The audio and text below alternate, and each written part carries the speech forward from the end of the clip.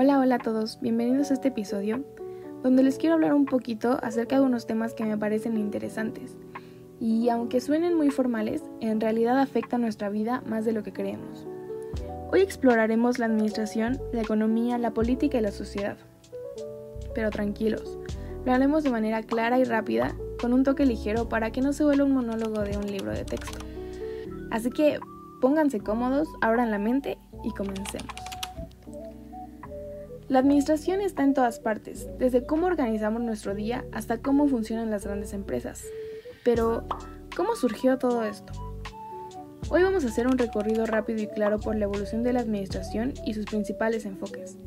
Prepárate porque vamos a viajar desde Mesopotamia hasta la Revolución Industrial en solo 5 minutos. Entonces, primeramente, ¿qué es la administración?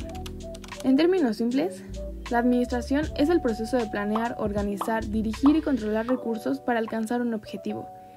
Y aunque hoy suene como algo de oficinas y empresas, la administración existe desde que alguien tuvo que organizar a un grupo de personas para cazar un mamut sin que se hiciera un desastre. La pirámide de Maslow. Abraham Maslow nos dejó una teoría muy interesante, la jerarquía de necesidades humanas. Básicamente, no puedes preocuparte por tu éxito profesional si no tienes qué comer o dónde dormir. Su famosa pirámide nos muestra cómo pasamos de lo básico, comida, agua, descanso, hasta la autorrealización, ser nuestra mejor versión o al menos intentarlo. La evolución de la administración. Ahora, la administración no nació de la nada, fue evolucionando con las civilizaciones. En Mesopotamia ya había registros de contabilidad. Egipto nos dejó las primeras megaconstrucciones organizadas. Grecia aportó la filosofía organizacional. China tenía principios administrativos bien definidos gracias a Confucio. Roma perfeccionó la burocracia e India aplicó estrategias de organización en su vasto imperio. En resumen, la administración siempre ha estado ahí, aunque no la llamáramos así. Enfoque del pensamiento administrativo. Con el tiempo, varios genios empezaron a darle forma a la administración como disciplina. Taylor nos trajo la administración científica, medir tiempos y movimientos para hacer todo más eficiente. Básicamente, el precursor del no te pago por hora, sino por resultados. Henry Fayol introdujo principios que aún usamos hoy, como planear y organizar. Frank y Lillian Gilbert estudiaron cómo hacer el trabajo más eficiente y más humano. La Revolución Industrial. La Revolución Industrial fue un proceso de transformación económica y social que comenzó en el siglo XIX en Inglaterra y se expandió al resto del mundo. Se caracterizó por el uso de máquinas, la producción en fábricas y el desarrollo de nuevos sistemas de transporte y comunicación. Esto impulsó al crecimiento urbano, mejoró la producción y cambió la forma de vida de la sociedad, aunque también generó explotación laboral y desigualdad social. Algunos autores del enfoque administrativo. Uno de ellos es Max Weber, con enfoque clásico. Nos dio la burocracia con reglas claras y jerarquías. Sigue Abraham Maslow, con enfoque conductual, explicó cómo las necesidades humanas afectan el desempeño. Después está Kenneth Boulding, con enfoque estructuralista, propuso que las organizaciones son sistemas complejos. Paul Lawrence, enfoque contingencial, dijo que no hay una única forma de administrar, todo depende del contexto. Michael Porter, enfoque moderno, nos dio estrategias competitivas para empresas como diferenciarnos o ser líderes en costo. Autores de la administración. En el mundo hispanohablante también tenemos grandes pensadores de la administración. Entre ellos, Isaac Guzmán estudió en la administración como fenómeno social.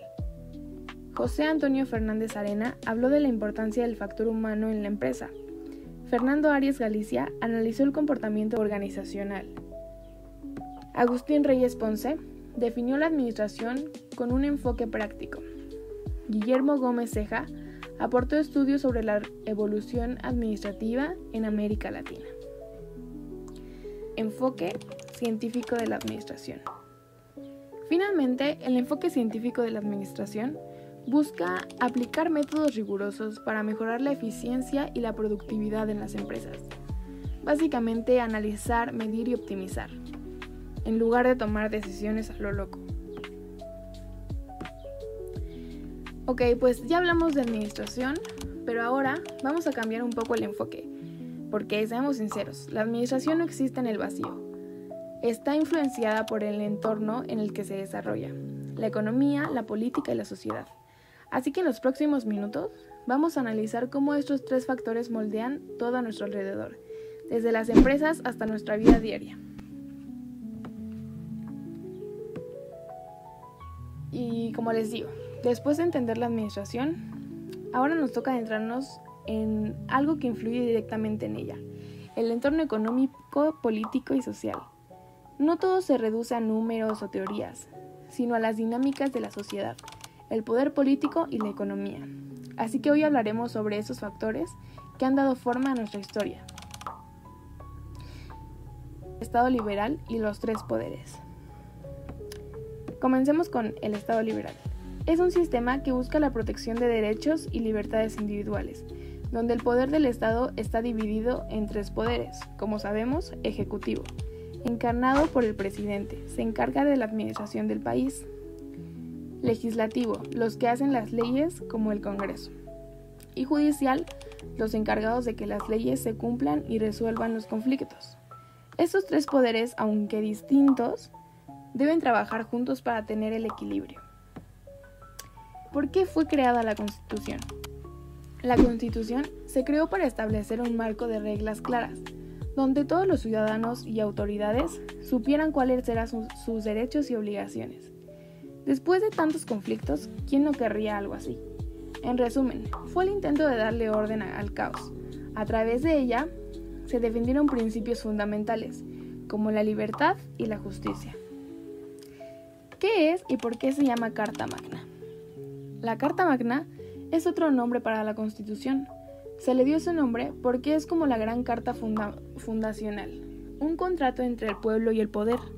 La palabra magna hace referencia a su importancia y al hecho de que en su momento marcó un antes y un después en la historia.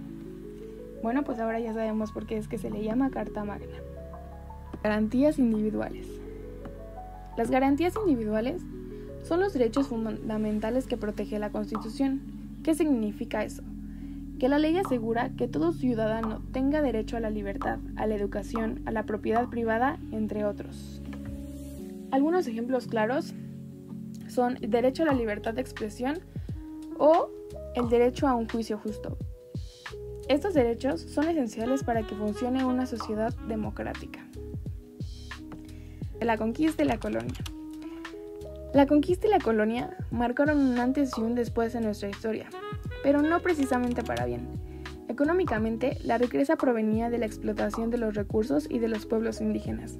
Tecnológicamente, trajeron avances, pero sobre todo, impusieron el sistema de castas.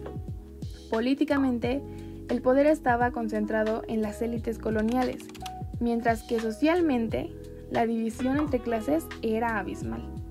Así durante siglos, España dominó lo que hoy es México, la independencia y el nuevo Estado mexicano. Con la independencia, el nuevo Estado mexicano se enfrentó a un panorama complicado. Políticamente se buscaba formar una nación soberana, pero había muchas tensiones internas. Económicamente, el país estaba devastado y sin un sistema robusto. Por otro lado, el monopolio en esta época estaba dividido en 4 tipos. Monopolio estatal, el control exclusivo del gobierno. Monopolio privado, dominado por empresarios. Monopolio natural, cuando solo una empresa tiene la capacidad de satisfacer la demanda. Y como último, monopolio de facto. Por falta de competencia, uno se vuelve dominante. Este escenario complicado era la base para muchos de los cambios que vendrían después. El Plan de Iguala, firmado en 1821, marcó el fin de la lucha para la independencia y el inicio de un nuevo México. Estableció 2 puntos claves: la independencia y la unidad entre los insurgentes y los realistas. Fue un pacto crucial para consolidar la independencia del país. nuevo Estado de México en el siglo XIX.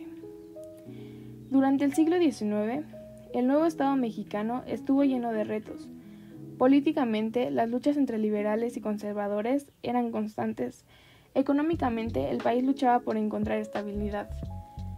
Se buscaba un sistema capitalista, pero con muchas dificultades, como las guerras internas y los conflictos externos. La Guerra de Reforma, que fue de 1857 a 1861, fue un conflicto civil en México entre dos grupos principales: los liberales, que buscaban modernizar el país y separar la Iglesia del Estado, y por otro lado los conservadores, que querían mantener las tradiciones y la influencia de la Iglesia en asuntos políticos. Todo comenzó con la promulgación de la Constitución de 1857, que proponía cambios significativos en la estructura del país.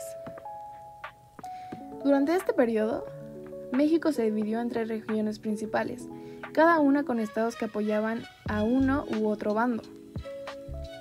Se dividió en centro, que incluía estados como Ciudad de México, Estado de México, Puebla y Querétaro, donde se libraron batallas cruciales y se tomaron decisiones políticas importantes.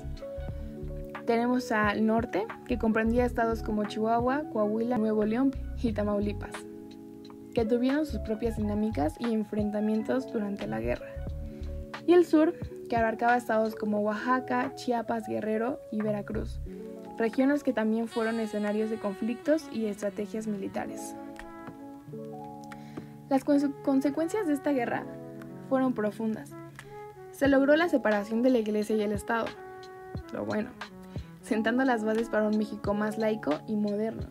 Sin embargo, el conflicto dejó al país debilitado y dividido, lo que facilitó intervenciones extranjeras entre años posteriores.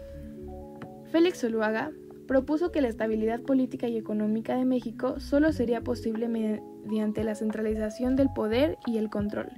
En pocas palabras, creía que el país necesitaba un sistema fuerte para evitar el caos. El porfiriato, que duró de 1876 a 1911, fue una etapa en la que Porfirio Díaz consolidó un régimen autoritario y centralizado. Aunque promovió el desarrollo económico como la construcción de ferrocarriles, también trajo consigo un gran costo social como la explotación de trabajadores y el despojo de tierras de pueblos indígenas. El neoliberalismo. A partir de los años 80, buscó liberalizar la economía, reducir el papel del Estado y privatizar empresas.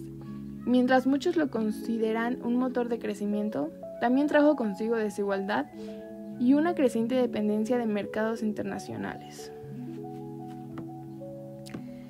Bueno, y con esto llegamos al final de nuestro recorrido por la historia de México, su entorno económico, político y social. Como ves, todo está conectado y las decisiones de ayer siguen impactando nuestro presente. Muchas gracias por escuchar y no olvides que el entorno siempre influye, aunque a veces no lo notemos. Espero les haya sido de su agrado este podcast y nuevamente muchas gracias por acompañarme. Que estén muy bien.